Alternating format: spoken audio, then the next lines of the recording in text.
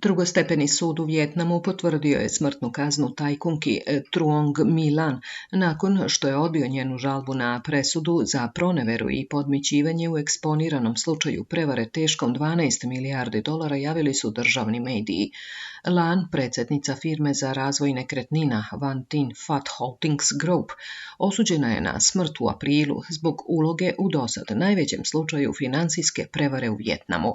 Visoki narodni sud u Ho Chi Minhu utvrdio je da nema osnove za smanjenje njene smrtne kazne, preneo je portal VN Express.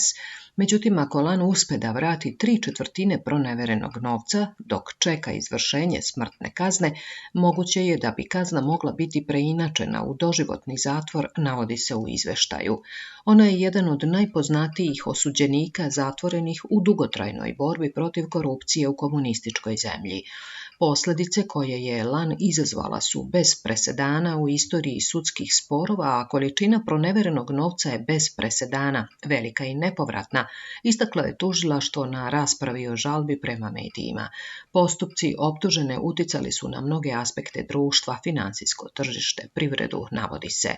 Državni mediji preneli su da je njen advokat rekao da je imala mnoge olakšavajuće okolnosti, uključujući priznanje krivice, pokazivanje kajanja i vraćanje dela iznosa proneverenog novca, ali tužioci su rekli da to nije dovoljno. Lan ima pravo da traži reviziju presude. Njeno hapšenje 2022. izazvalo je navalu na jednu od najvećih privatnih banaka u zemlji po depozitima, Saigon Joint Stock Commercial Bank, koja je bila u središtu prevare i pod kontrolom koju je Lan ostvarivala preko posrednika. Vijetnamska centralna banka do aprila je upumpala 24 milijarde dolara u posebnim zajmovima u spašavanje ove banke.